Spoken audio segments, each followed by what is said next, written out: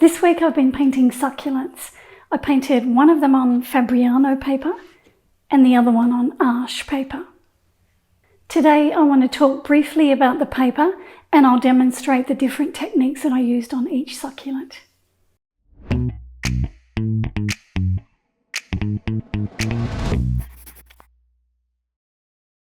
I've painted quite a few different succulents over the years. I like to paint them when they're in the sun because I get all those gorgeous cast shadows that help to add interest to the painting.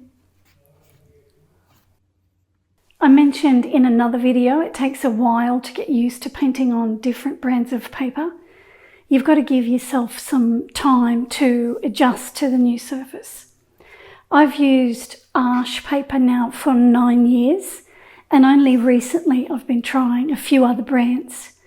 Last week you saw me use Langton Prestige watercolour board and you've also seen me use Fabriano Artistico paper. I really enjoy painting on the Fabriano paper because the washes go on beautifully and I find that it's really easy to lift the paint off after it's dried. It's great if you're painting something that has lots of lighter areas and you want to show the highlights. I used it when I painted my elephant painting and it was very easy for me to lift the colour off these areas here after I'd finished painting it. It's not so great, however, if you have a tendency to fiddle with your painting like I do. I find the more layers that I put on the paper, the easier it becomes to disturb the pigment and I can end up with a patchy mess if I'm not careful. That's one of the reasons that I like using Arches paper. I've found that the paint seems to be more stable on Arches paper. I'm less likely to disturb the previous layer of paint when I start to fiddle with my current layer. It's just something I've noticed as a difference between the two papers. With these two succulent paintings, I used different techniques on each painting. On the green succulent, I worked wet on wet a lot, whereas on the blue succulent, I worked mainly wet on dry. I layered the paint on the blue succulent more than I did on the green succulent. So I'm glad I used Arches paper for that one. I washed the blue succulent all in at once, but on the green succulent, I painted each leaf individually. I also painted the cast shadows as I went with the blue succulent, whereas I painted them on at the end on the green succulent. I'll start with the green succulent. This is the succulent that I painted on the Fabriano paper. I thought that I would put a wash of Winsor lemon underneath and that would lift the green because I'm using sap green here. I didn't bother mixing a colour. And I thought that that lemon underneath it would lift it and make it look a bit brighter. So I've wet that particular leaf that I'm working on now with water and I'm dropping on some sap green. Now I've got some darker pigment. I'm still using sap green here. It's just that it's darker now.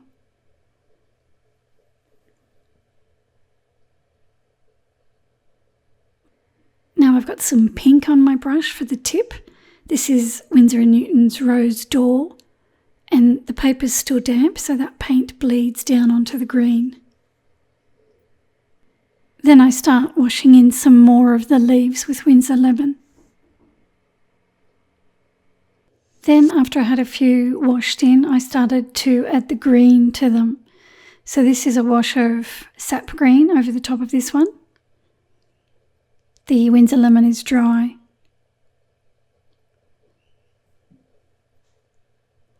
Now I've got the darker sap green and I'll run that down the middle. So I want the edges of the leaf to be lighter in colour. Then I dried that off and I used some more Rose D'Or on the side. So this is the curved over part of the succulent leaf. So I paint that on dry paper. It's watery paint, so there's not a lot of pigment in it.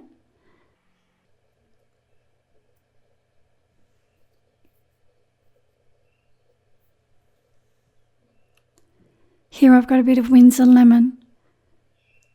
So that's lighted there down the bottom of the leaf. Now I've got more rose d'or. This time I've wiped my brush over the pigment that's on my palette. It's a bit darker. Got a bit more paint then.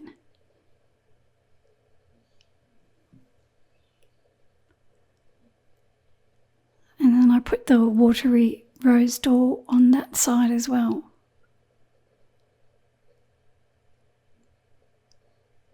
Now I'm going to switch down to a liner brush, a smaller brush.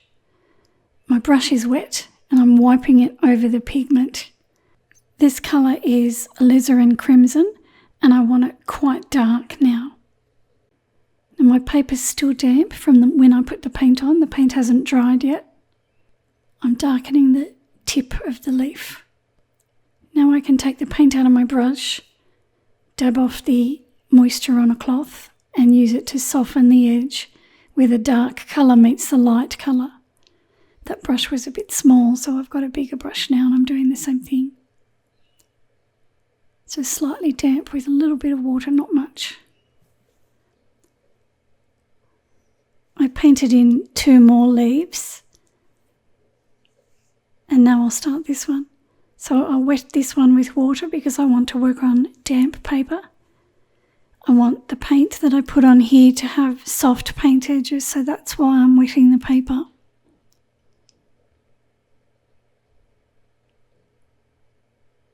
I put the water on evenly. I make sure there's no puddles lying anywhere. And while that paper has a sheen on the surface, that's when I go and get the paint and I start to put the paint on. I want the paint to move. So you can see it bleeding across the water. So this is the pink that I used on the outside of the other leaves, the rose d'or. When this pink meets the yellow, I want it to have soft edges.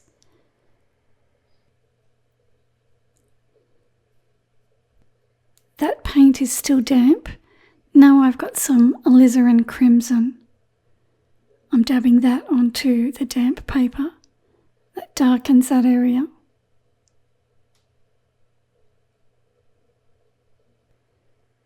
That yellow there is still damp from when I wet it before. So now I can put some green over the top of that. So I'll get some sap green. And I'll paint that on.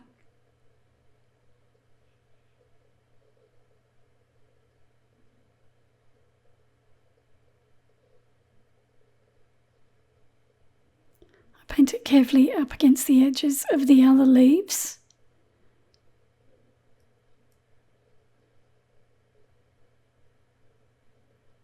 And again, because my paper's damp, that gives me those soft paint edges.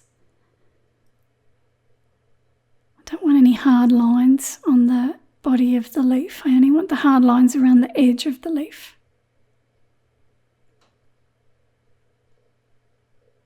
Then I can get some darker pigment and drop that on. Just where I want it to be slightly darker. After I painted all the leaves in the same way, then I started to paint the cast shadows on. So this is a layer of sap green that I'm painting on dry paper this time. You'll see when I show you the other succulent that I painted the cast shadows as I went. I didn't wait till the end.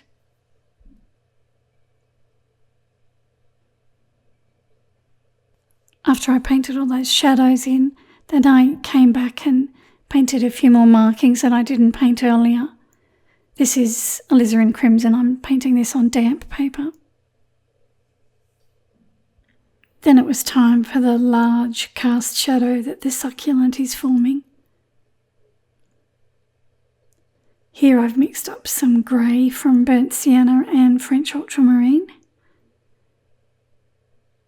I didn't want this to be too dark. On my reference photo, the shadow's quite dark. But I knew if I painted it that dark on here that it would overpower the succulent. So I kept it lighter in colour. I thought I'd drop in some of the alizarin crimson that I used on the succulent itself, just to add interest to the grey and also repeat the colour. And of course I can't help myself. I love my watercolour blooms, so I dropped some water in and that added some texture to the shadow. So there's my finished painting. Okay, now for the blue succulent. I decided to use cerulean blue for this succulent, but I knew that the cerulean blue would be too bright, so I mixed some burnt sienna into it to grey it down slightly. So what I've got here is a mix of cerulean blue and burnt sienna.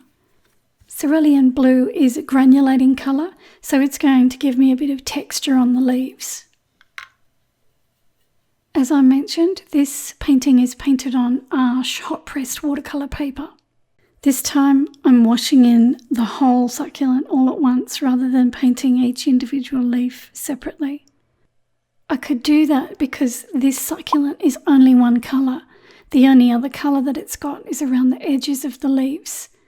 So that allowed me to paint the entire succulent in at once, and then I can add the cast shadows as I go. I'm also going to drop in some Windsor lemon because I can see some yellow areas on the succulent.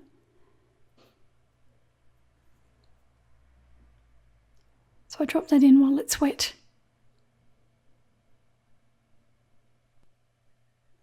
I dried that off. I redrew in my centre so I could see it better. And then I mixed up some more of the cerulean blue with burnt sienna, but I made it darker this time, so I used less water. And then I started to paint in some of the darker shadows with it. It was a bit tricky in the centre here, making sense of it. But once I got this centre part done, then it was quite easy. You can see here quite clearly how the cerulean blue has created that textured effect on the surface.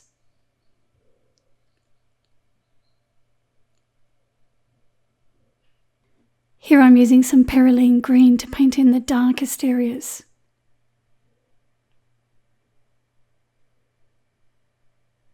I kept going with the centre, and once I got past that fiddly area, it was quite easy. Here I'm painting on a cast shadow. I'm using cerulean blue mixed with a touch of burnt sienna. It's the same colour that I used to wash the succulent in, but it's darker, more pigment, less water. I painted in the shadows on dry paper. It's quite straightforward, but I need to make sure I get the shape of it right because the shadows form the edge of the leaf in front. Here I'm painting a cast shadow that's on the back of the leaf. This time I'm using cerulean blue on its own with none of the burnt sienna mixed into it.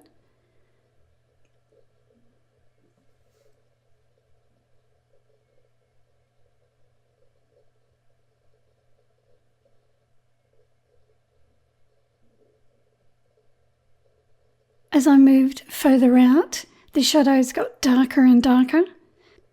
So for these darker shadows, I mixed some perylene green with cerulean blue. I painted these on the dry paper as well.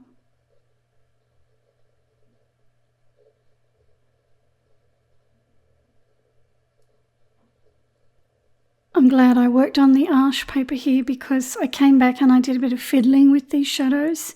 And I think if I was working on the Fabriano paper that I wouldn't have been able to do that quite so much. Up here at the top of the succulent, I'm painting the colour inside the leaf. It's a bit darker in here. I'm using cerulean blue mixed with burnt sienna, and I'm also painting on dry paper here. Before that paint starts to dry, I drop in some more cerulean blue just on its own, and that darkens that area there, and it just makes the painting look a bit more interesting.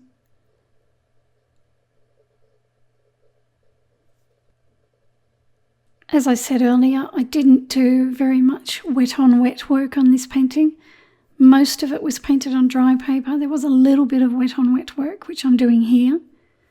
I'm wetting the paper and I'm going to put some marks on there with the paint, and I want the paint to spread softly with the water and create some soft edges.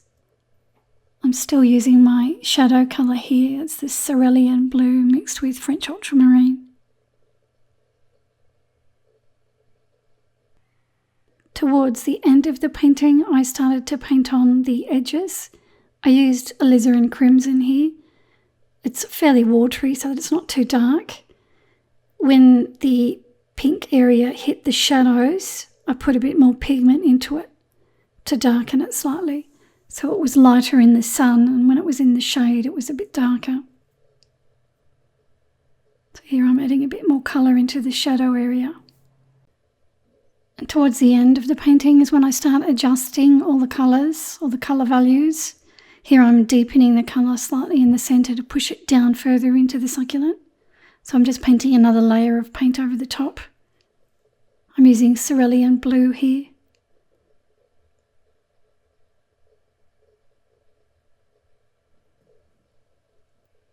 And here at the end of the painting, I started to fiddle with my shadows a bit more. I felt that this one here wasn't quite dark enough. I wanted to put a bit more colour on it. So I wet it, and then I've got some Cerulean green here. This is where I say I was glad that I was using Arches paper, because I'm able to fiddle with it here, whereas if I was on a different paper, I risk disturbing that layer of paint there that I've got, and then I end up getting in a patchy mess if I'm not careful. But with the Arches paper, I'm able to do that. I also decided to drop a bit of French Ultramarine in there as well to add a bit of interest. And there it is finished. I hope that was helpful to you. Every painting is different, and it's good to find different ways of approaching them. And it's also good to have an arsenal of different techniques that you can draw on when you need them. I'm going to make a full-length tutorial of both of these paintings, and I'll put them on my Patreon site in a month or so. Let me know in the comments what your thoughts are on the different watercolour papers. I haven't used many different papers, so your input is always useful to me. Thank you for watching. A like on my videos is always appreciated, and please subscribe if you haven't already. I will see you next week with a new video. Take care.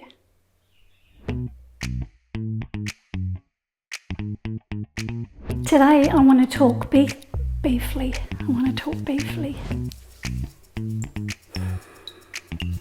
Whereas on the blue succulent, I worked mainly wet on dry. I layered the paint on the blue succulent. Last week you saw me use Langton Prestige watercolour board, and I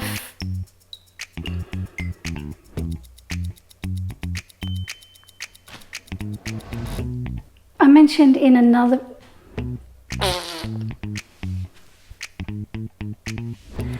it's also good to have